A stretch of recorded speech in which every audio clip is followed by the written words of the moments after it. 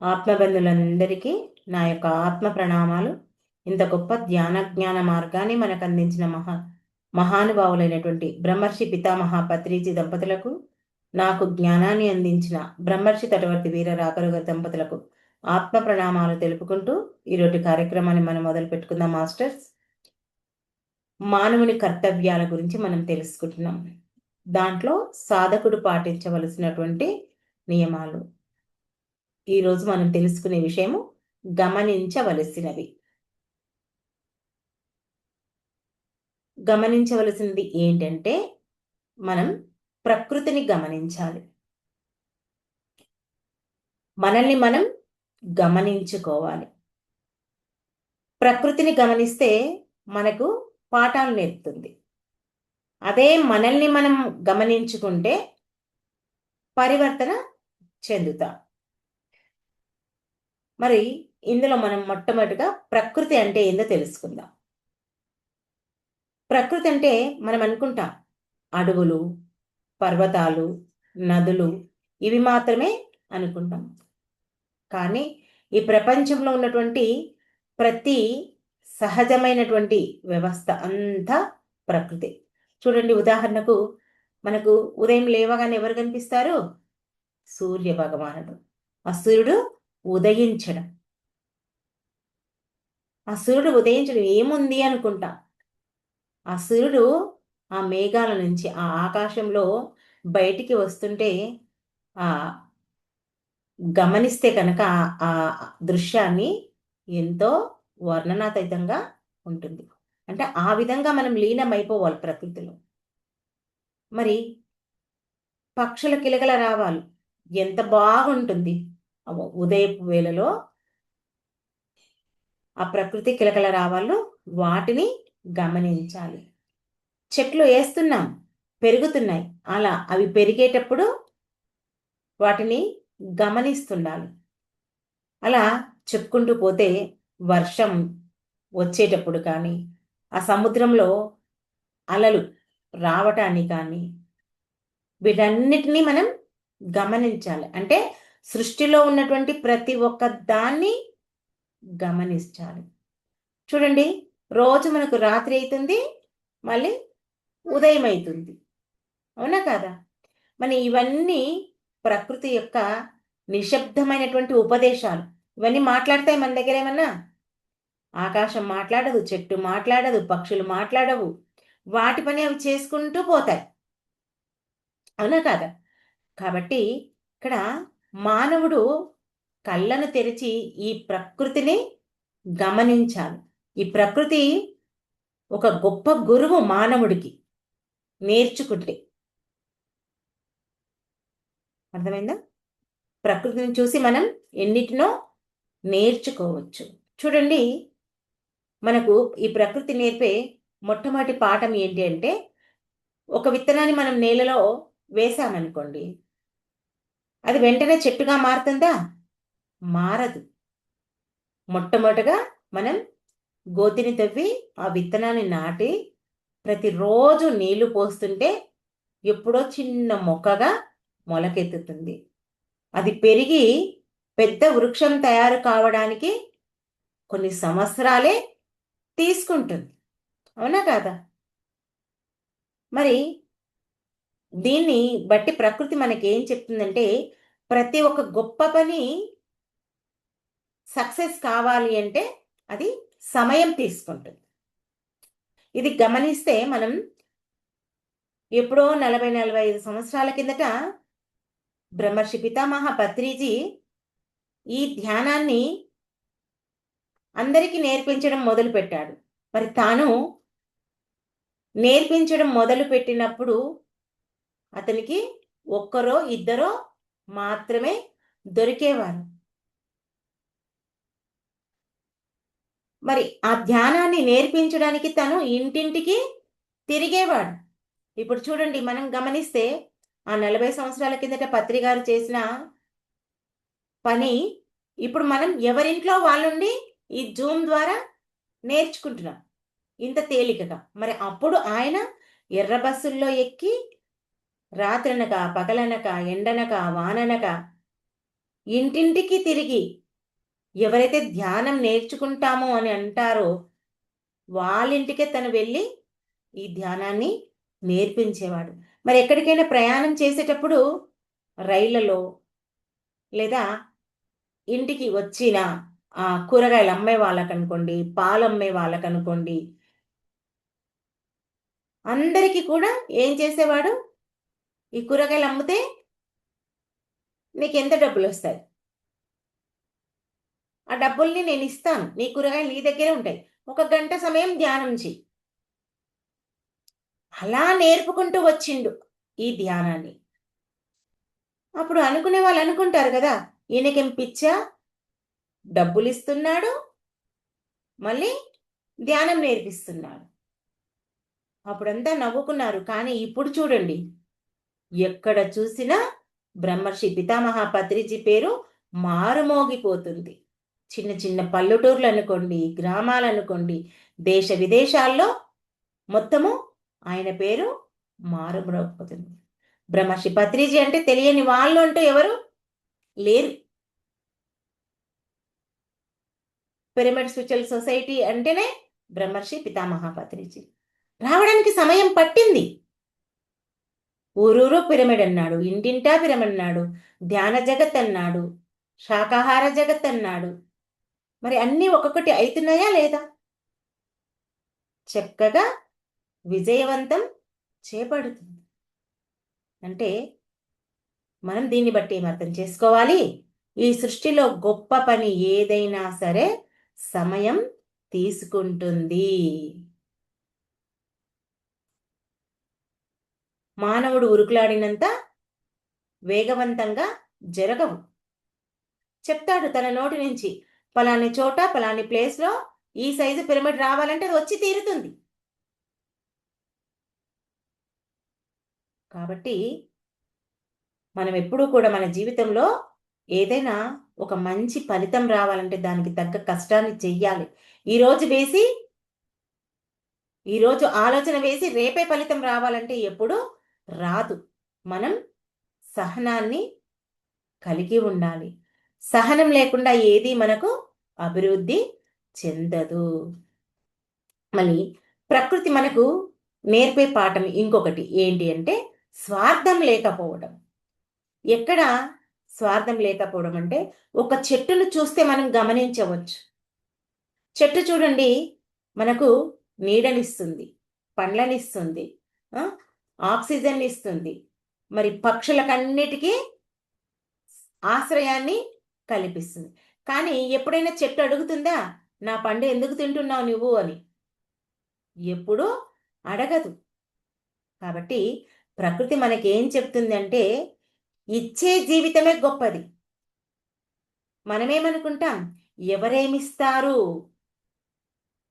ఎదుటి వ్యక్తి నుంచే మనం తీసుకోవాలని చూస్తాం. కానీ ప్రకృతి మాత్రం ఏం చెప్తుంది అంటే ఇవ్వడాన్ని నేర్పిస్తుంది. ఇవ్వడంలో ఉన్నంత ఆనందం ఇంక ఎందులో లభించదు. మనం మన జీవితంలో చూస్తే చూడండి, మనం ఎక్కడికన్నా వెళ్ళినా లేదా మన ఇంటికి ఎవరైనా వచ్చినా, ఎవరికైనా ఏదైనా చేసి పెట్టామనుకోండి, ఎంత ఆనందం కలుగుతుంది కదా. మనం గమనించుకుంటే మనకే తెలుస్తుంది.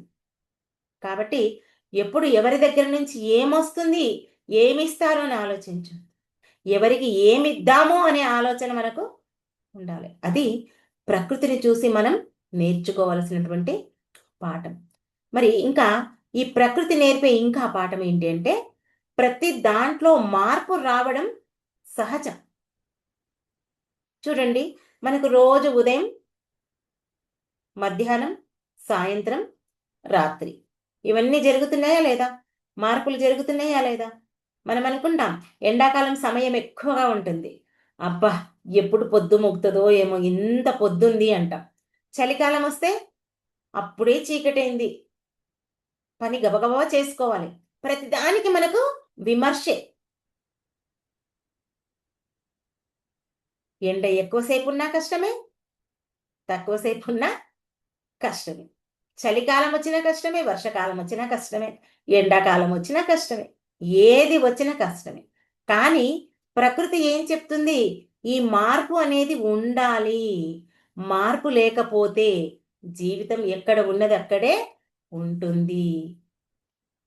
ఈ మార్పు అనేది చూడండి ఇంకా ఎక్కడ ఉంటుంది అంటే, మనం ఈ భూమి మీదకి వస్తాం, చిన్న బాలికగా ఉంటాం. దినదిన ప్రవర్తమానమయ్యే కొద్దీ బాల్యం, యవ్వనం, ప్రౌఢం, వృద్ధాప్యం. తర్వాత మన చాప్టర్ క్లోజ్ కదా. ఒక 100 సంవత్సరాలు మనం ఉన్నామనుకోండి, ఎన్ని రోజులు బతుకుతుంది అంటారు. అంటున్నామా లేదా? కొంతమంది పెద్దవాళ్ళు వాళ్ళ ఆయుష్ ఎక్కువ ఉండి భూమి మీద ఉంటే, చూడమ్మా 90 సంవత్సరాలు వచ్చినాయి, 95 సంవత్సరాలు వచ్చినాయి, ఎంత గట్టిగా ఉన్నారు, ఇంకా ఉన్నారు అంటారు కదా. చేయడానికి విసుగొచ్చిన వాళ్ళు ఎప్పుడు పోతుందా అని ఎదురు చూస్తుంటారు. ఇవన్నీ మనం చూస్తున్నాం. అందుకే భగవంతుడు మనకు ఈ చావు పుట్టుక అనేది నిర్ణయించిండు. ఆయన ఊరికేనే పెట్టలేదు. ఆ జనన మరణం పెట్టింది దీనికి. ఎక్కువగా మనం ఇక్కడుంటే విసిగెత్తిపోతాము. మార్పు లేకపోతే మన నుంచి కాదు ఈ భూమి మీద జీవించడం అని ఆ భగవంతునికి తెలుసు కాబట్టే మనకు ఈ జనన మరణం అనేది పెట్టాడు. అందుకే మార్పు అనేది సహజం. మార్పు లేకపోతే జీవితం ఇక్కడే నిలిచిపోతుంది.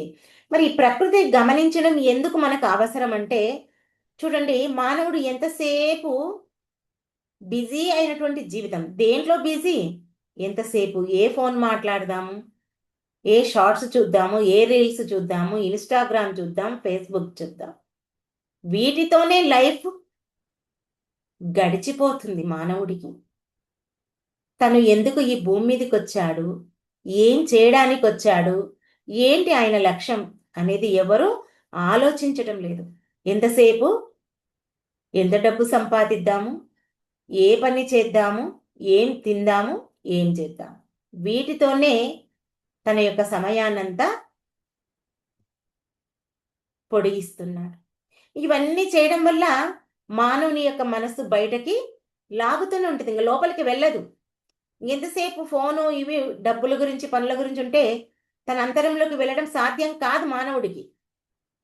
ఎప్పుడు బయటికి మాత్రమే పరుగు తీస్తుంది. కానీ మనం కనుక రోజు కొంత సమయాన్ని తీసుకొని ఆ ఆకాశాన్ని చూడాలి, ఆ సూర్యుడు ఉదయించాన్ని చూడాలి, ఆ పక్షులు కిలకల రావాలను వినాలి, ఆ చెట్లు ఆ ఊగుతుంటే ఆ చెట్లు మాట్లాడుతుంటాయంట.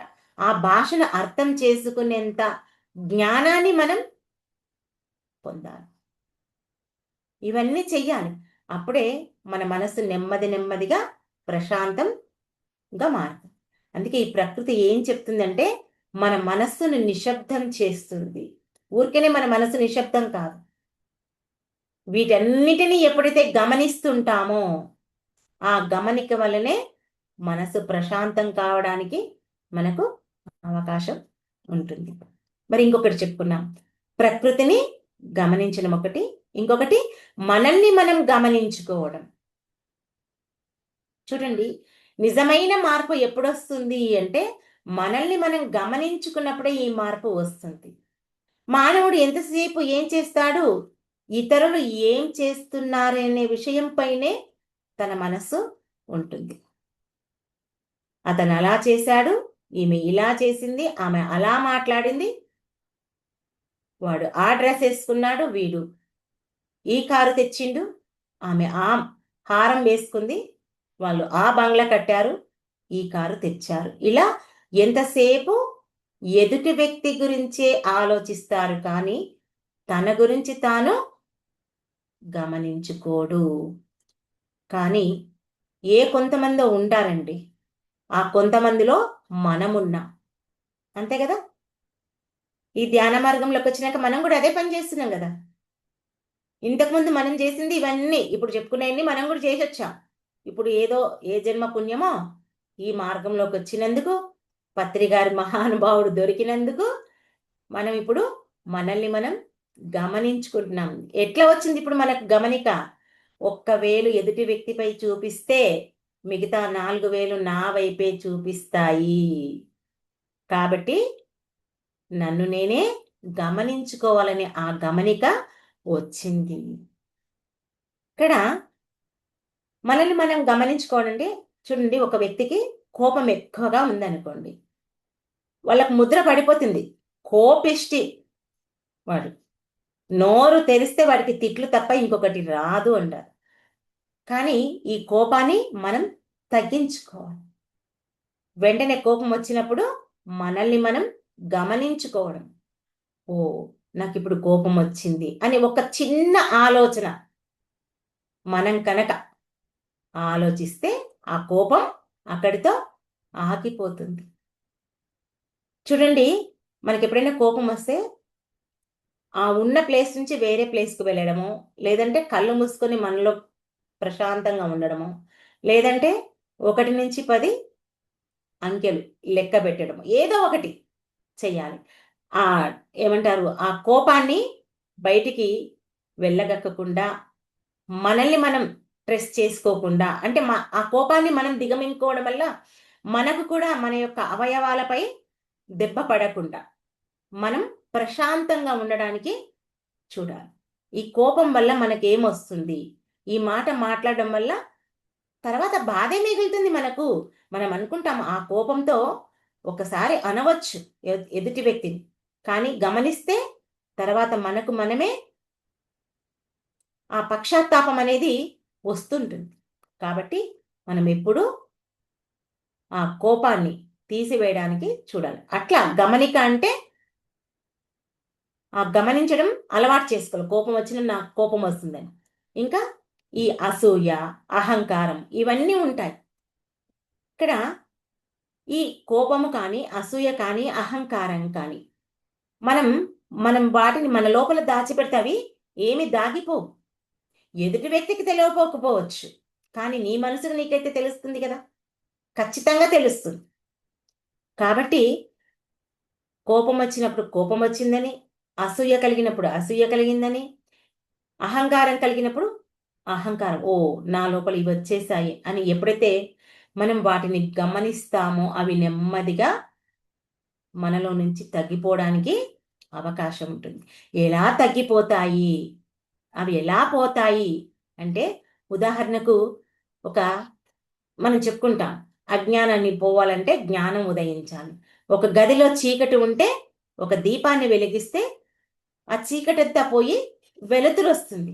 అలాగే మనలో ఉన్నటువంటి అహంకారం, అసూయ, కోపం వీటిని కూడా జ్ఞానం, ఎలా జ్ఞానం, ఓ నాకిప్పుడు కోపం వచ్చింది, అసూయ కలుగుతుంది, అహంకారం ఏది ఉంటుంది, ఆ మూడింట్లో ఏది ఉంటుంది, ద్వేషం ఉంటే ద్వేషం ఏది ఉంటుంది, వాటిని గమనించడం అలవాటు చేసుకోవాలి.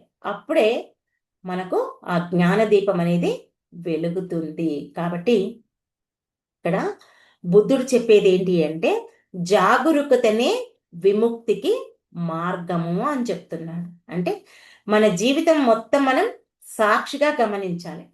ఎప్పుడైతే మన జీవితాన్ని సాక్షిగా గమనిస్తామో మన లోపాలు పూర్తిగా కరిగిపోతాయి. చూడండి, ప్రతి ఒక్క వ్యక్తి ఈ గమనించడం అనేది అలవాటు చేసుకోవాలి. ప్రకృతిని చూసే వీటన్నిటిని మనం నేర్చుకోవడానికి అవకాశం ఉంటుంది. మరి ప్రకృతే మనకు బయటి పాఠాలు నేర్పాలంటే ప్రకృతి ద్వారానే మనం నేర్చుకుంటాం. మనం గమనిస్తే దత్తాత్రేయ స్వామి, దత్తాత్రేయ స్వామి ఎలా నేర్చుకున్నాడు? ప్రకృతిలో ఉన్నటువంటి 24 మంది గురువులను చూసి నేర్చుకున్నాడు. అది ఆయనకు తెలుసు. ఒకసారి ఆయన పేరేం పేరు, యదుమహారాజు. యదుమహారాజు దత్తాత్రేయ స్వామిని చూసి అనుకున్నాడంట, ఈయన ఇంత ప్రశాంతంగా ఇలా ఎలా ఉండగలుగుతున్నాడు, ఈయన ఒక సాధువు, ఎప్పుడు చూసినా ఈయన ఎంత ప్రశాంతంగా ఎలా ఉండగలుగుతున్నాడు, ఎంతో ఆశ్చర్యపోయిందంట. ఆశ్చర్యపోయి ఊరుకోలేదంట ఆయన దత్తాత్రేయ స్వామి దగ్గరికి. సారీ, దత్తాత్రేయ స్వామి బుద్ధుడు.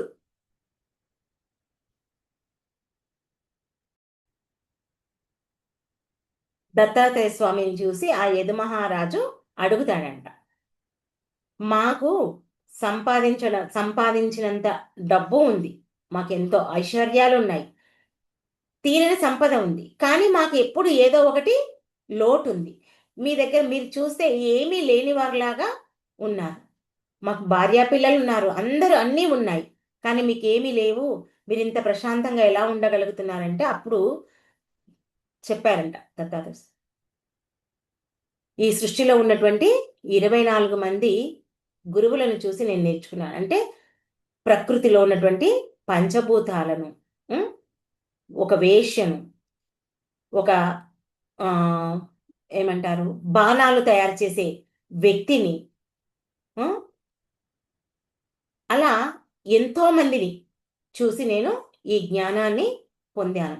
ఏమి నేర్చుకోవాలి, ఎలా ఉండాలి, ఎలా ఉండకూడదు అని ఇలా రకరకాలుగా నేను నేర్చుకున్నాను అని చెప్పేసి ఆయన చెప్పారంట. అంటే చూడండి, మనం అనుకుంటాం వేషం నుంచి ఏం నేర్చుకునేది ఉంటుంది అని అనుకుంటాం, ఒక కన్య నుంచి ఏం నేర్చుకునేది ఉంది అని అనుకుంటాం. కానీ అందుకే మనకు పత్రికారు కూడా చెప్తారు, ఏం చెప్తారు, సృష్టిలో ఉన్నటువంటి ప్రతి ఒక్కరి దగ్గర నుంచి మనం ఒకటి నేర్చుకునేది ఉంటుంది. అందుకే ఈ జ్ఞానం అందించేటప్పుడు కూడా ప్రతి ఒక్కరి జ్ఞానం వినాలి అని చెప్తాడు. ఎందుకంటే ఒక్కొక్కరు ఒక్కొక్క విధమైనటువంటి జ్ఞానాన్ని అందిస్తారు, కాబట్టి మనం ప్రతి ఒక్కరి దగ్గర నుంచి నేర్చుకోవాలి అని చెప్తాడు. ఎందుకంటే ఈ సృష్టిలో అనంతమైనటువంటి జ్ఞానం ఉంది కాబట్టి అది అంత ఈజీగా మనం మొత్తాన్ని నేర్చుకోలేము. కాబట్టి ఈ ప్రకృతిలో ఉన్నటువంటి ప్రతి ఒక్కరి దగ్గర నుంచి ఆ జ్ఞానాన్ని మనం తీసుకోవాలి. మరి ఇవన్నీ ఊరికనే నేర్చుకుంటామా? ప్రతి ఒక్క దాన్ని మనం గమనించాలి. గమనిస్తేనే మనకు నేర్చుకోవడానికి అవకాశం ఉంటుంది. మహాత్ములు ఊరికేనే చెప్పరండి, వాళ్ళు ఎంతో అనుభవంతో మనకు వాళ్ళ యొక్క జ్ఞానాన్ని అందిస్తారు. మరి మనం గమనించాలంటే ప్రకృతిని గమనిస్తేనే ప్రతి ఒక్క దాని నుంచి మనం నేర్చుకుంటాం. మరి ప్రకృతిలో ఎన్ని రకాల జీవులు మనం చెప్పుకుంటాం, ఈ సృష్టిలో 84 లక్షల జీవరాశులు, అన్నిటి నుంచి నేర్చుకోవాలంటే ఎంత సమయం పడుతుంది. ఇంకా చెప్తారు మనకు 64 కళలు, 64 కళలు మనం నేర్చుకోవాలి అంటే ప్రయత్నం. ఇప్పుడు చూడండి, ఉదాహరణకు మనకందరికీ తెలుగు వచ్చు, భాషలు ఎన్నో రకాలు, హిందీ, ఇంగ్లీష్, ఉర్దూ, కన్నడ, మలయాళం. మరి ఆ భాషలన్నీ నేర్చుకోవడం కూడా ఒక కళే. ఇలా మనం చెప్పుకుంటూ పోతే ఈ సృష్టిలో మనం నేర్చుకునేటివి, గమనించాల్సింది ఎన్నో ఉన్నాయి. ఆ గమనించినప్పుడే మనం వాటన్నిటి నుంచి నేర్చుకుంటాము. నేర్చుకోవడానికి మనం ఈ భూమి మీదకి వచ్చాము అనే సంగతి మనం మర్చిపోకుండా నేర్చుకోవాలి. ప్రతిరోజు మనల్ని మనం గమనించుకోవాలి. ఈరోజు నేను ఎన్నిసార్లు కోపం తెచ్చుకున్నాను, ఎన్నిసార్లు అసూయపడ్డాను, ఎన్నిసార్లు అహంకారంతో ఉన్నాను అని రోజుకు రోజు మనం విచారణ ఎప్పుడైతే చేసుకుంటామో చక్కగా వాటన్నిటి నుంచి మనం బయటపడతాం. బయటపడాలంటే మనల్ని మనం గమనించుకోవడం నేర్చుకోవాలి. ఆ నేర్చుకున్నప్పుడే మనం ఉన్న స్థితి నుంచి ఉన్నత స్థితికి ఎదుగుతాం. ఓకే ఓకే మాస్టర్స్, మరి మిగతా సమాచారం రేపటి క్లాస్లో తెలుసుకుందాం. అందరికీ నా యొక్క కృతజ్ఞతలు. Thank you. మరి ఒక 2 నిమిషాలు ధ్యానంలో కూర్చుందాం మనమంతా.